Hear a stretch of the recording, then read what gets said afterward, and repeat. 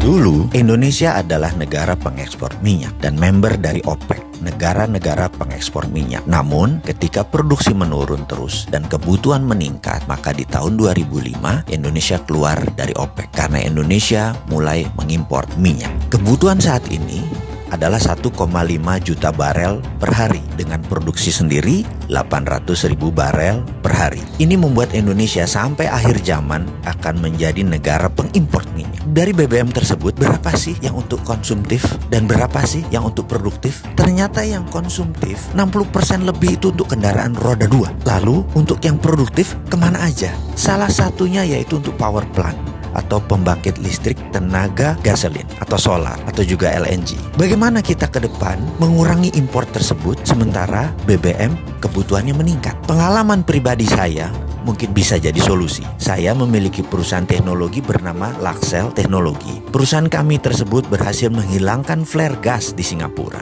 Kami memiliki surat resmi dari pemerintah Singapura, dari Shell, dan dari Mobil Oil atas suksesnya menghilangkan 5 flare gas dan menjadi zero flaring. Dengan teknologi ini, bagaimana kalau kita membuat dua hal dengan satu tenaga? Kita menjadi negara pertama di dunia yang berhasil menghilangkan gas suar bakar atau flare gas, dan kedua adalah kita menjadi negara yang mendukung lingkungan hidup, yaitu fight global warming. Kita tahu bahwa saat ini ada lebih dari 700 mm SCFD flare gas dibakar setiap harinya di 8 provinsi di Indonesia, terbesar di wilayah Sumatera dan di Blok Cepu. Sekali lagi, flare tersebut dibuang percuma. Kalau dinilai dengan uang, maka nilai 700 mm FCFD itu adalah 5 triliun rupiah per tahun yang kita buang. Kedepan mengapa kita tidak memanfaatkan sampah ini? Flare gas tadi jugalah yang membuat Indonesia dalam statistik global warming lingkungan hidup dunia memberikan kontribusi penyebab panas bumi lebih dari 5%. Saya jamin dalam 5 tahun kalau diberi izin sebagai agregator flare gas tersebut, Indonesia akan menjadi negara pertama di dunia sebagai zero flaring country. Hasil dari flare gas tersebut berupa LNG. Di beberapa daerah terpencil sekalipun, izinkan kami jadi pasukan oranye yang akan membersihkan sampah flare gas itu semua.